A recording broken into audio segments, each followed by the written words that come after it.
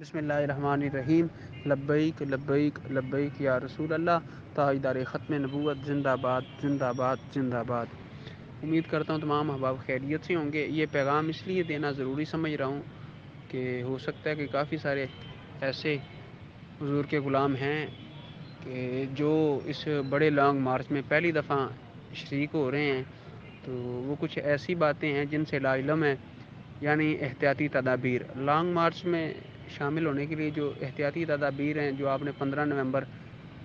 کو long march میں شرکت کرنی ہے، اس کے لیے سب سے پہلے جو بات ہے وہ ہے کہ جس جگہ سے بھی آپ نے روانہ ہونا ہے، قافلے کے ساتھ ہوں یا فردن فردن ہوں، تو آپ نے اپنی ویڈیو وغیرہ یا تصویر وغیرہ نہیں وائرل کرنی۔ دوسرے نمبر پر جو آپ کے ذمہ کام ہے وہ یہ ہے کہ آپ نے راستے میں لبیک یا رسول اللہ کا نعرہ نہیں لگانا، کوئی بیج وغیرہ نہیں لگانا، اپنی گاڑیوں پر یا اپنے ہاتھوں میں تحریک کا جھنڈا نہیں پکڑنا۔ اچھا، اس کے بعد جو چیز ضروری ہے وہ یہ ہے کہ آپ اسلام آباد میں جس جگہ بھی اتریں گے، مثال کے طور پر فیض آباد یا پیر ودائی اڈہ یا ریلوے اسٹیشن پر، تو وہاں پر یہ خبریں مل رہی ہیں کہ سخت چیکنگ ہو رہی ہے۔ وہاں پر اپنے آپ کو آپ نے تحریک کا کارکن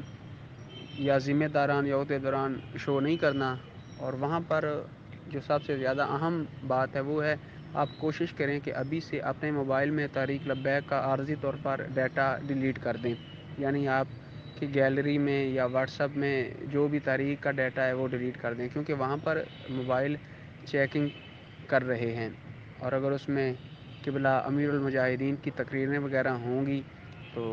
ان کو پتہ چل جائے گا کہ یہ بندہ تحریک کا ہے اور یہ لازمی لانگ مارچ میں شریک ہو رہا ہے۔ اچھا، اس کے بعد آپ احباب کو پتہ ہے کہ جس طرح حکومت ہماری غنڈہ گردی پر اتر رہی ہے، تو ظاہر سی بات ہے ان لوگوں نے کل 15 نومبر کو وہاں پر جو غنڈہ گردی کرنی ہے، بے غیرتی کرنی ہے، اس کے لیے بھی ہمیں اپنے آپ کو بالکل تیار رکھنا ہے، اور اس کے لیے جو ضروری چیزیں ہیں وہ نوٹ کر لیں۔ سب سے پہلے تو اپنی سیفٹی کرنی ہے، اپنی حفاظت ضروری ہے۔ اچھا، اب پولیس والوں سے ہمارا مقابلہ بھی ہونا ہے، صاف ظاہر ہے انہوں نے بھی آنسو گیس بھی پھینکنے ہیں، پکڑ دکڑ بھی کرنی ہے، لاٹھی چارج بھی کرنا ہے۔ اچھا، ان تمام باتوں سے ہم نے کیسے مقابلہ کرنا ہے؟ اپنی حفاظت کرنی ہے۔ اب وہ آنسو گیس پھینکیں گے تو یاد رکھیں کہ آنسو گیس 4 چیزوں پر اثر کرتے ہیں۔ نمبر 1، آپ کے منہ کے راستے سے گلے کو پکڑے گا وہ جراثیم جو کیمیکل ہوتے ہیں آنسو گیس کے، اور پیٹ میں داخل ہوں گے، تو اس کے لیے آپ نے اپنے منہ کو اچھی طرح ڈھانپنا ہے اور کوشش کرنی ہے کہ سانس ضرورت کے بغیر نہیں لینا۔ جب بہت ہی زیادہ ضرورت ہو سانس لینے کی اس وقت سانس لینا ہے، اور دوسرے نمبر پر ناک کے راستے سے اندر داخل ہوگا آنسو گیس اور وہ کیمیکل ہوتے ہیں، اس کے لیے آپ نے ناک کو بھی اچھی طرح ڈھانپ کے رکھنا ہے۔ اور تیسرے نمبر پر وہ آنسو گیس آپ کی آنکھوں میں پڑے گا، یعنی جس طرح یہ پیاز ہوتا ہے نا، اس کو جب کاٹتے ہیں تو اس کی جو کٹتن ہوتی ہے وہ آنکھوں کو چبھتی ہے، آنسو گیس اس طرح کا ہوتا ہے۔ اس کے لیے آپ کے ہاتھ میں پانی کا ہونا بالکل ضروری ہے،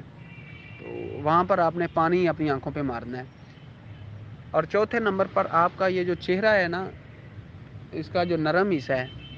وہاں پر جس طرح مرچیں لگتی ہیں نا جسم کے نرم حصے کو، وہاں چبھتی ہیں، تو آنسو گیس آپ کے جسم پر اس طرح اثر کرے گا، چہرے کے صرف نرم حصے پر۔ اس کے علاوہ جسم کے کسی بھی حصے پر آنسو گیس کوئی اثر نہیں کرتا۔ تو اس کے لیے آپ کو جو چیزیں زیادہ ضروری ہیں، پانی آپ نے اپنے پاس رکھنا ہے، جب آپ کے گلے کو آنسو گیس پکڑے آپ نے کولی کرنی ہے، اور اندر پانی نہیں لے کے جانا بلکہ گلے تک لے کے واپسی باہر پھینک دینا پانی، اور اپنے پاس نمک وغیرہ یا ضروری تو نمک ہے، اور ٹافیاں بھی رکھ لیں کثیر تعداد میں، یعنی جب زیادہ مسئلہ ہو، اللہ نہ کرے بے ہوش ہونے کے قریب ہوں، تو ایک نمک کی چونڈی یا ٹافی وغیرہ کھا لیں، ٹھیک ہے۔ اور پانی کا استعمال لازمی کریں، آنکھوں پہ ماریں، اپنے چہرے کی جلد پر اپنے کپڑا ساتھ ضرور رکھیں اپنا ناک اور چہرہ